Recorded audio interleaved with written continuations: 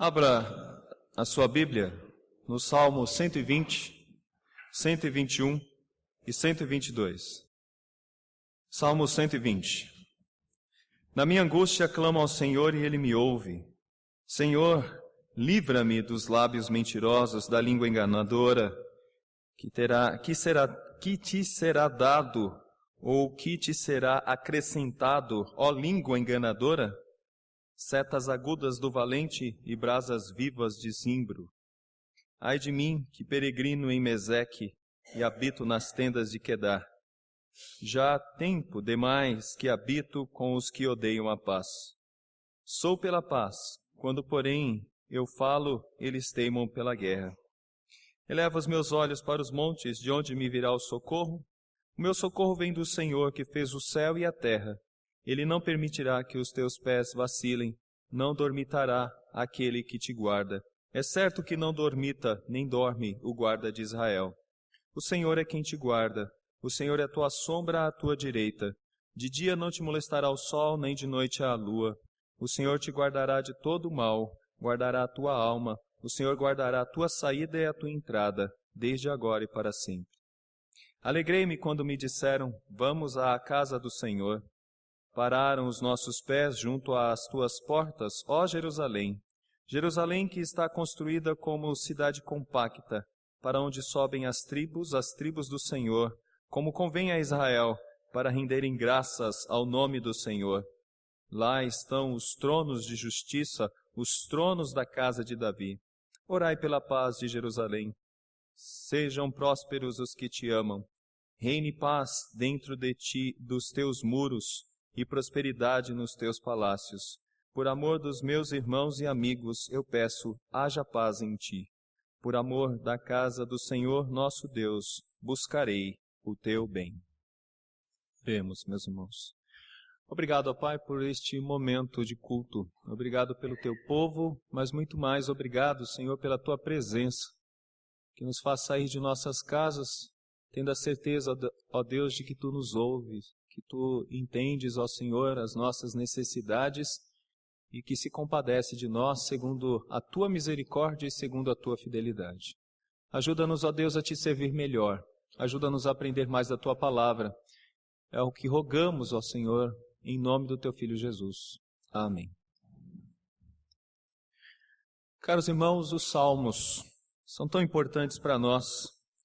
Os salmos, meus irmãos, são lições instrutivas sobre Deus e sobre o homem.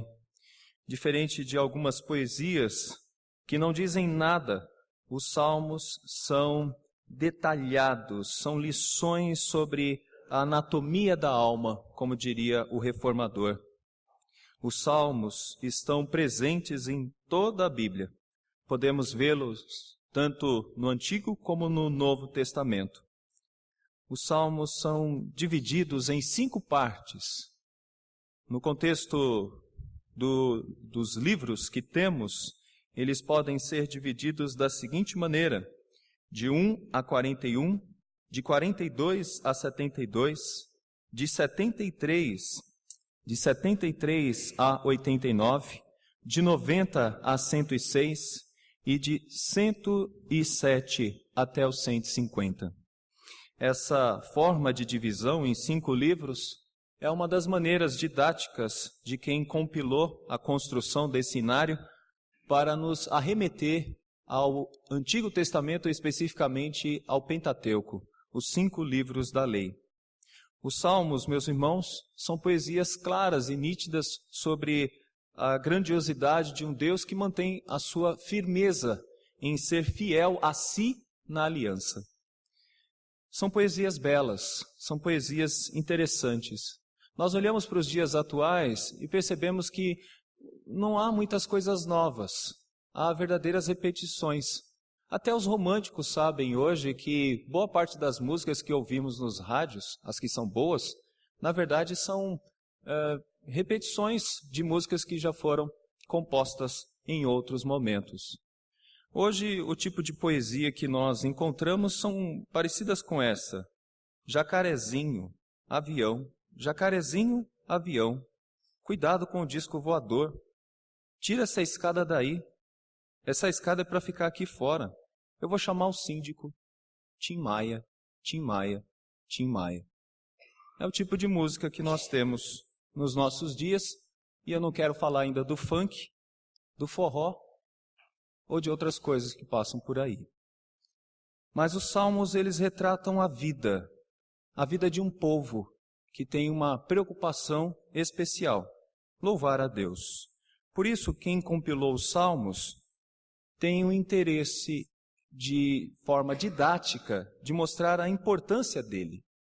E a importância dele é a palavra, a verdade revelada do nosso Deus. E é isso que nós encontramos, meus irmãos. E por ser a palavra de Deus, os salmos profundamente falam aos nossos corações. Por exemplo, solidão, Salmo 25, verso 16. Amor, Salmo 18, verso 1. Temor, Salmo 33, verso 8. Tristeza, Salmo 31, verso 10.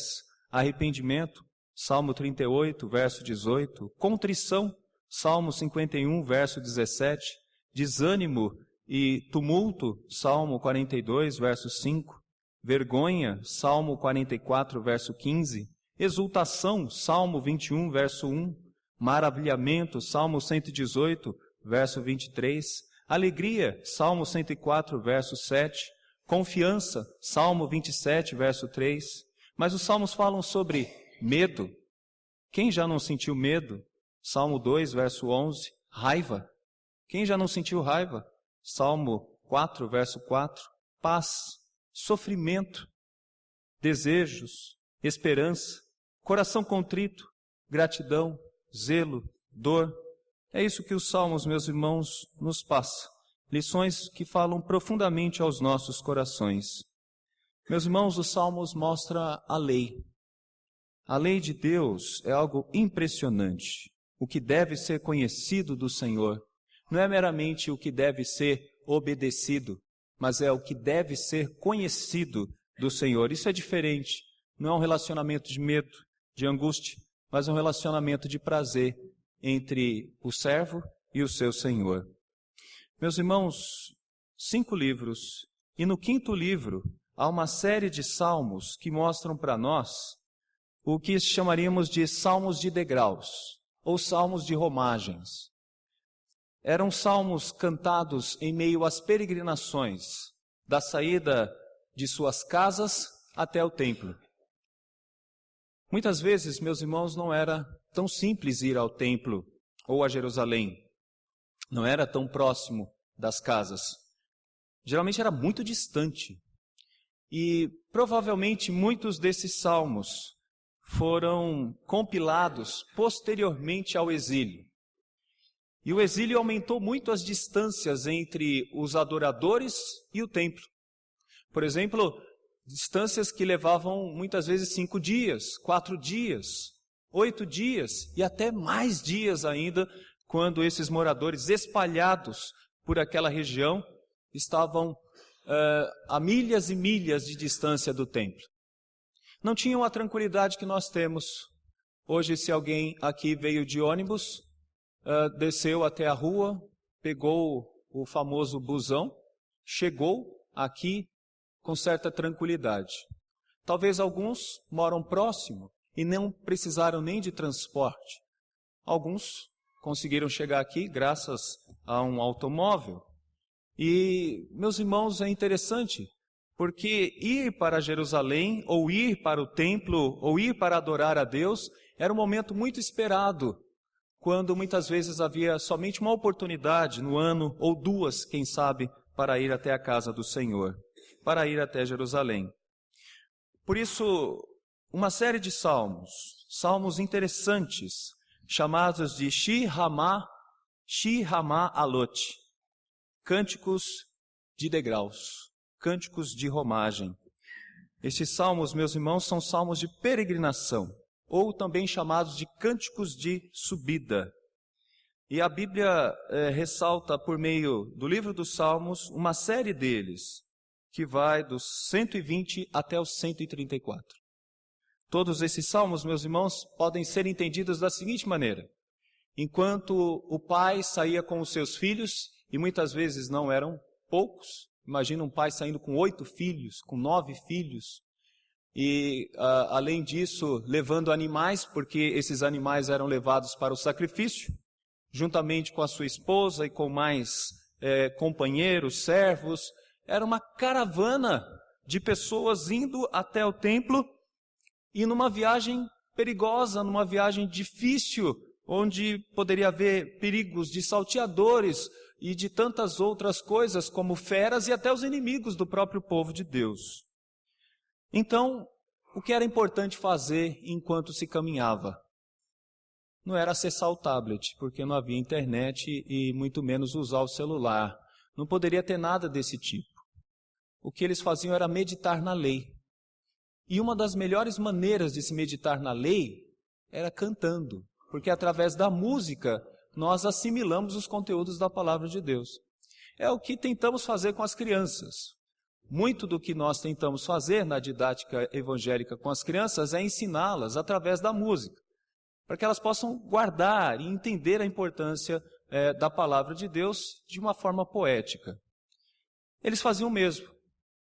Imaginemos aqui o seguinte: na caminhada, enquanto eles caminham, cantavam: alegrei-me quando me disseram, vamos, vamos à casa do Senhor. Você lembram dessa?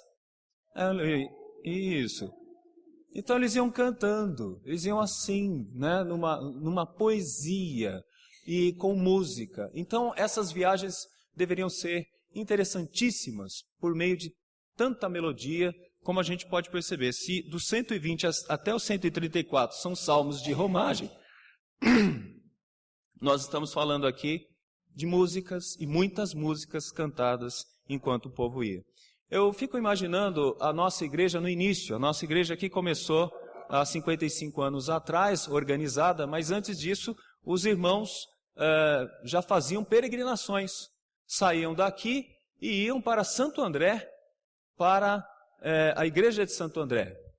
E eu ouço aqueles que viveram na época, Paulo Lali, os irmãos, né, os irmãos que viveram naquela época, falando que muitos iam no colo da mãe, do pai, no ombro, em cima no ombro, né? A gente chama do cangote também. E eles iam para a igreja assim. Porque imagina sair daqui e ir até Santo André para ir para a igreja. Alguém aqui reclamou para acordar cedo e vir para a igreja nessa manhã? Não. Alguém aqui se sentiu cansado, vai ter que pegar o carro, vai ter que ir para a igreja hoje? Naquela época, meus irmãos, a gente ouve histórias interessantíssimas. Por exemplo, alguns irmãos que vinham fazer o trabalho aqui na região de São Bernardo, faziam marmitas pela manhã, participavam da escola dominical, comiam no hall da igreja de Santo André, de marmita, com a marmita, depois vinha para cá, na Olavo Gonçalves, participava do trabalho na casa do Carmine, e depois voltava para Santo André. Voltava para Santo André. Na casa dos Bergamassos, voltava para Santo André. Quer dizer, o domingo era uma grande festa. E não era uma festa porque iam para o shopping almoçar. Não era uma festa porque tinha carro para transportar. Era uma festa porque a alegria de fazer a vontade de Deus e estar no meio do povo do Senhor fazia com que aquele dia fosse uma grande festa. Nós precisamos retomar isso, precisamos voltar a isso, a ter esse mesmo sentimento, a ter essa mesma alegria. Primeiro, de servir a Deus. Segundo, de estar com os nossos irmãos. E um dos dias mais propícios é o domingo, onde a gente pode nos abraçar, podemos nos confraternizar, mas mais do que nunca podemos louvar e bendizer o nome do nosso Senhor. Por isso proponho a nossa alegria de congregar e almejando o grande momento onde todos nós congregaremos juntos sem nenhuma dificuldade.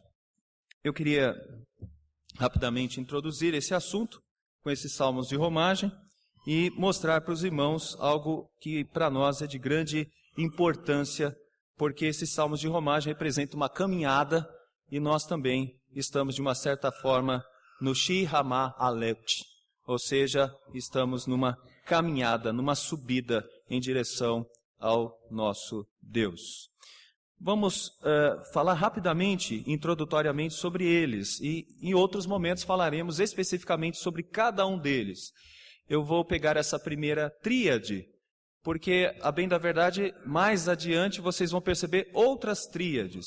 O 123, o 124 e o 125 é uma tríade. O 126, o 127 e o 128 é outra tríade. O 129, o 130 e o 131 é uma outra tríade. Ou seja, eles não são entendidos separadamente. Eles eram entendidos conjuntamente. Nós é que dividimos. Mas, a bem da verdade, esses salmos são entendidos de forma conjunta. É como o compilador estivesse preocupado em criar um inário, e nesse inário tivéssemos as informações para a caminhada, durante a caminhada. E na caminhada que eles realizavam da saída de casa até Jerusalém, eles deveriam se sentir também numa caminhada eterna. E podemos espiritualizar da seguinte maneira: uma caminhada eterna para a vida eterna. A bem da verdade, se nós não entendermos a vida desse jeito, vamos ter um problema. Vamos imaginar que a vida e toda a nossa alegria se dá aqui. O crente, ele deve se sentir sempre como um peregrino, alguém que está caminhando para a eternidade, para Jerusalém. Eu não sei quantos aqui cantaram aquele hino que em alguns momentos se transformava no caminhão do vô, né? Caminhando eu vou, né? Se lembra? Nós cantávamos muito esse hino e é uma perspectiva clara, né, de desejar a Jerusalém, desejar a cidade santa. E aí vem a minha lição desta manhã, é a única lição que eu quero passar para vocês. Por que nós desejamos tanto a cidade santa? Por que nós desejamos tanto Jerusalém? Alguns até nos criticam dizendo o seguinte: esse povo vive pensando no céu, esse povo vive pensando na glória eterna, como se isso fosse ruim. Pelo contrário, isso é muito bom, porque eu não posso me sentir como um morador desse mundo, eu devo me sentir como um peregrino. Eu vivo nesse mundo e devo fazer o melhor porque eu sirvo a Deus nesse mundo, mas aqui não é o meu lar. Meu lar é a Jerusalém eterna, celestial. Enquanto eu estou aqui, eu estou peregrinando, mas eu vou chegar lá, pela promessa do meu Deus e pela fidelidade dele, e pela misericórdia dele, é claro também, porque eu não merecia, mas eu vou chegar lá. Agora, enquanto eu não chego lá, eu devo me sentir como um peregrino, ou alguém que está caminhando nos degraus, e geralmente esses degraus no templo eram 15 degraus, talvez aí os 15 salmos, 15 degraus, que era do pátio das mulheres até o lugar do sacrifício, e é como se cada um deles fosse uma passagem até chegar aonde deve se chegar.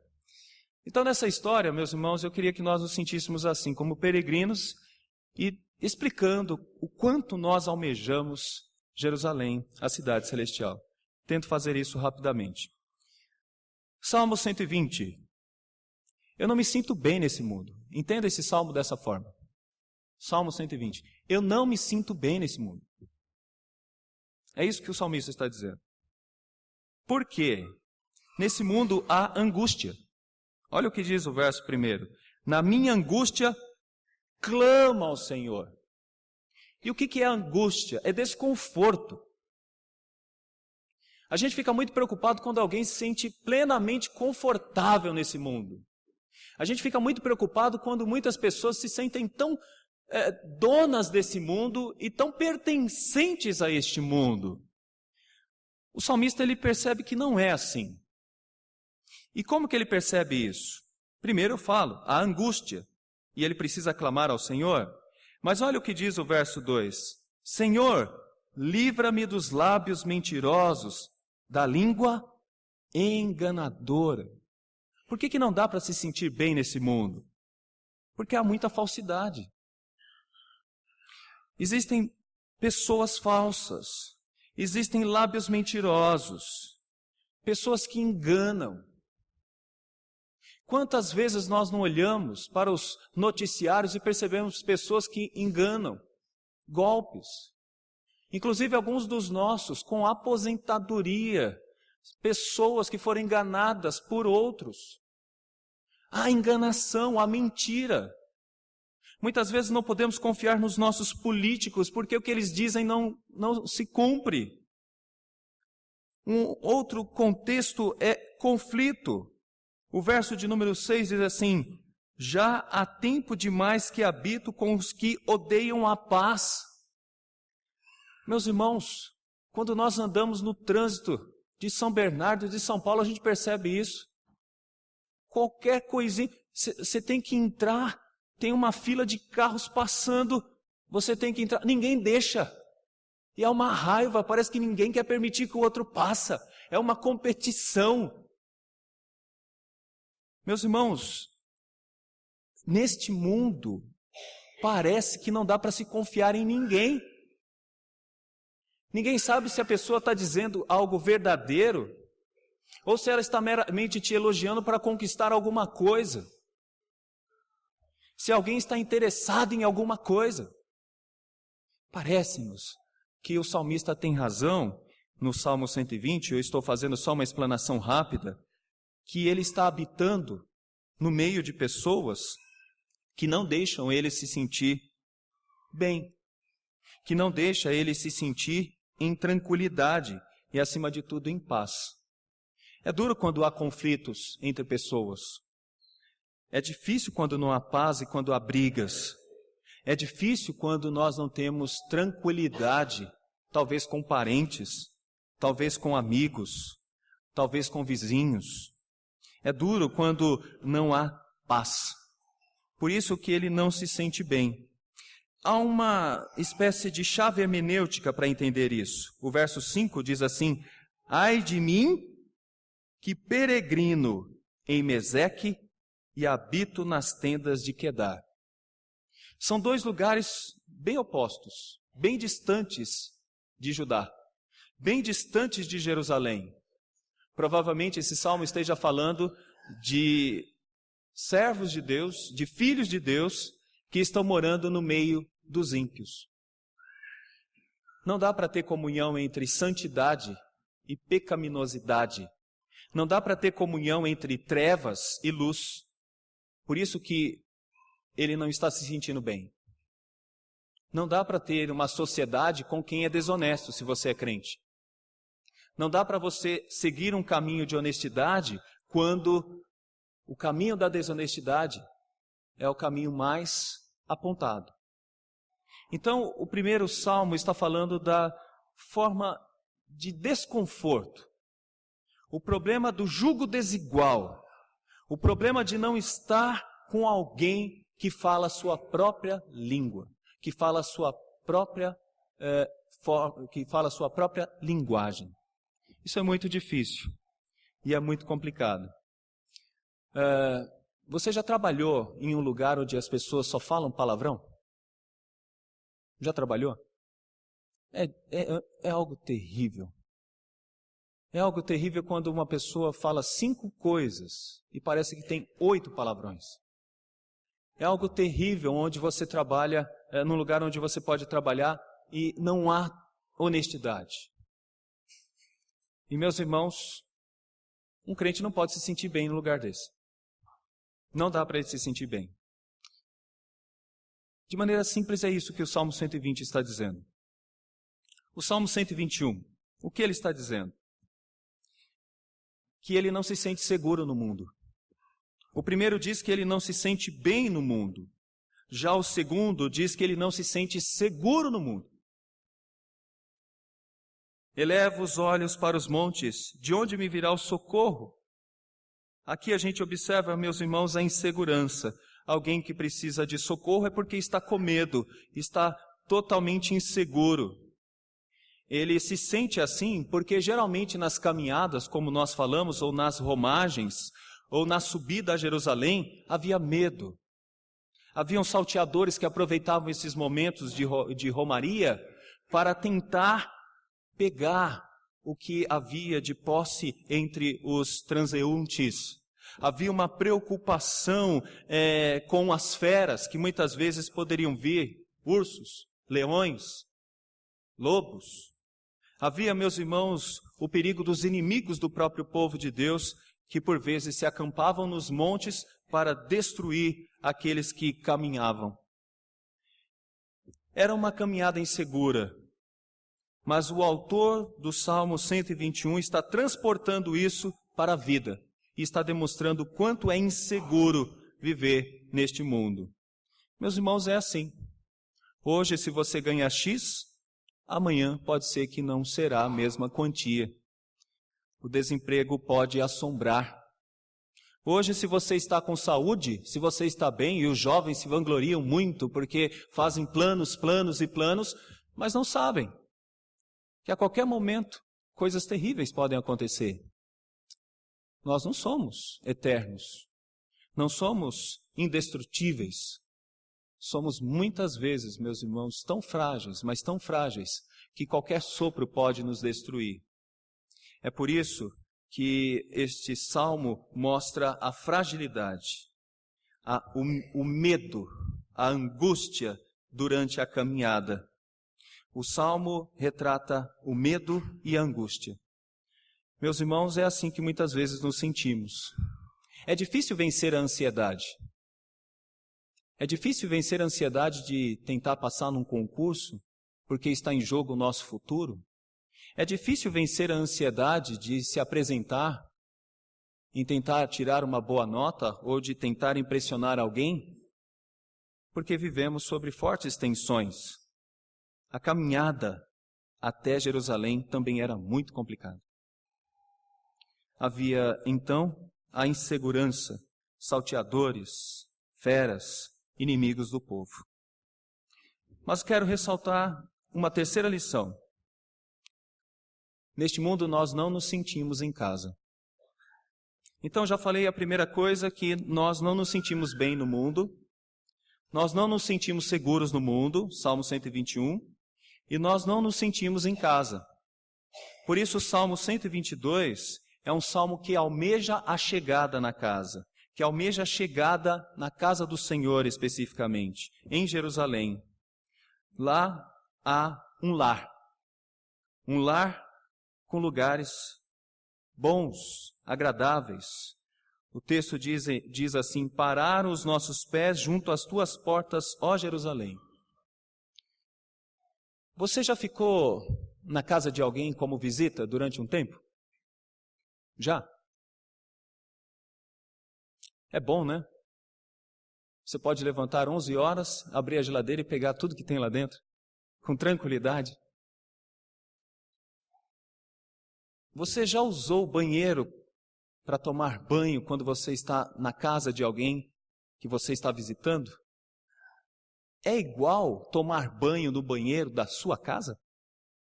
Não é. Comer na casa de alguém que você está visitando não é a mesma coisa que comer na sua casa. Chegar na casa de alguém que está te recebendo, porque você está visitando, não é a mesma coisa que você chegar na sua casa. Imagine o seu sofá. Como é bom o seu sofá, não é?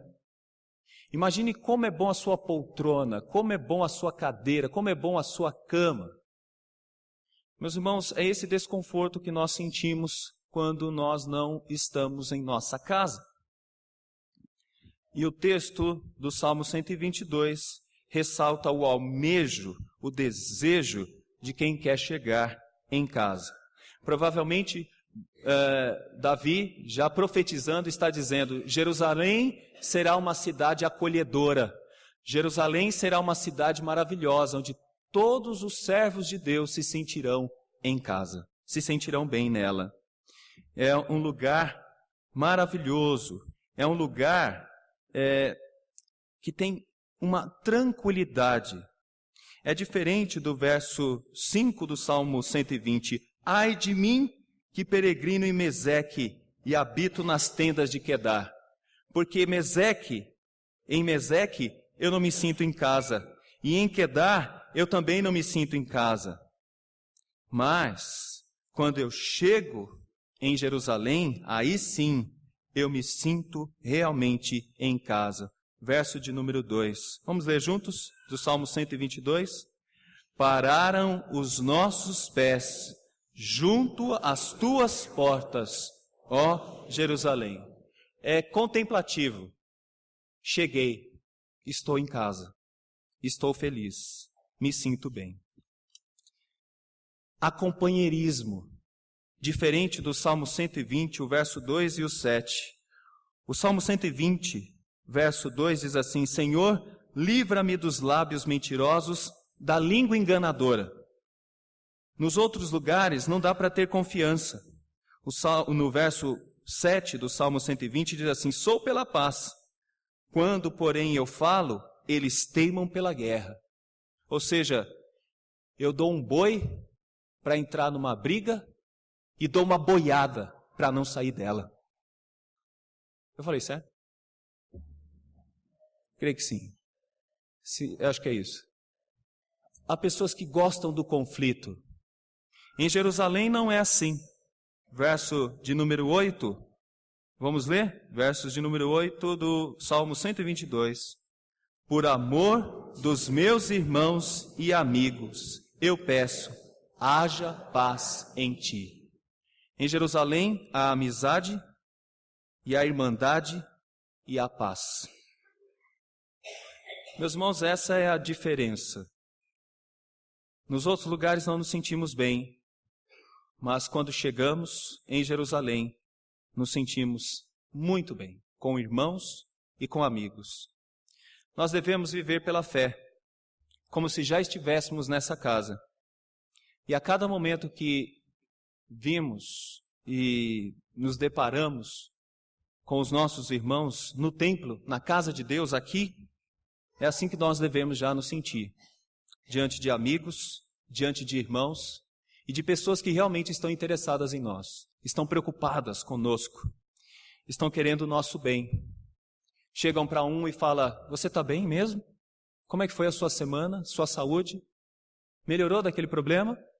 Eu orei por você, eu pensei em você, eu estive com você em oração. Há uma unidade, uma verdadeira unidade. Os versos de 3 a 5 falam sobre isso, no Salmo 122. Jerusalém, que está construída como cidade compacta, para onde sobem as tribos do Senhor, como convém a Israel, para renderem graças ao nome do Senhor. Lá estão os tronos de justiça, os tronos da casa de Davi. Meus irmãos, nesse lugar deve haver unidade. Porque no mundo isso não ocorre. No mundo não é assim.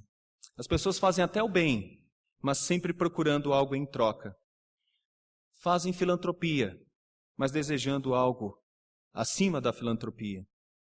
Meus irmãos, nós almejamos um lugar onde tudo ocorre corretamente em ordem. É o que diz o verso 5. Lá estão os tronos de justiça, os tronos da casa de Davi. Tudo que ocorre lá, ocorre com justiça, com ordem. Porque lá é que está o trono da casa de Davi.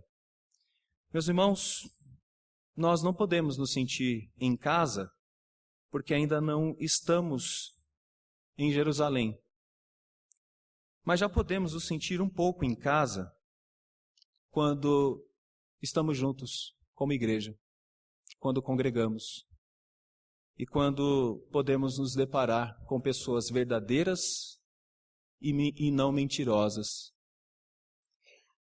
Nós podemos nos sentir mais seguros aqui porque nós olhamos para o nosso Deus, que é a nossa segurança.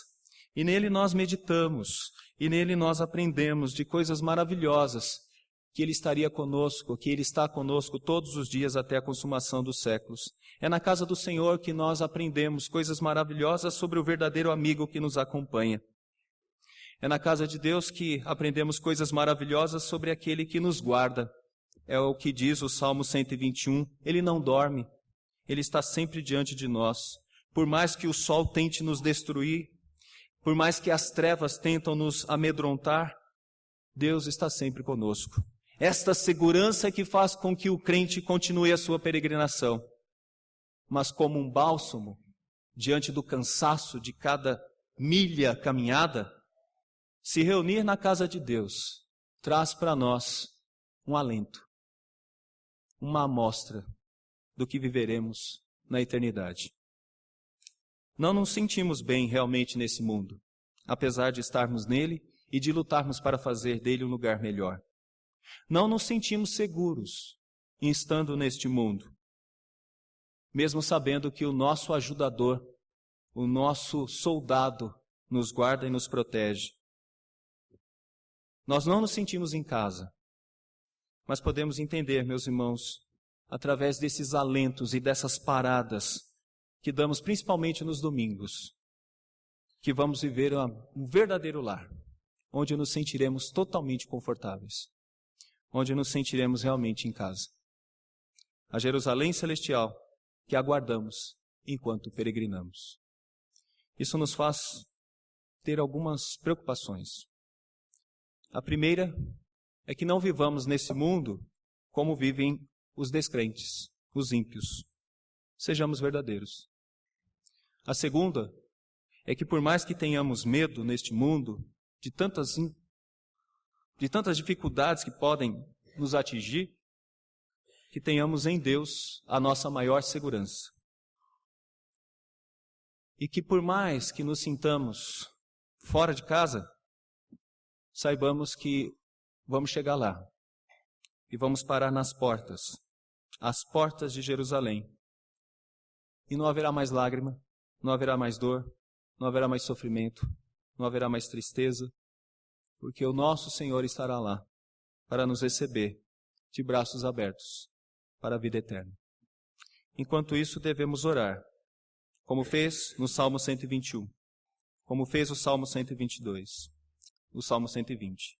Vamos orar para que sejamos firmes em congregar, para que sejamos firmes em nos alimentar da palavra de Deus, para que sejamos firmes em nossa caminhada, fortalecidos por Ele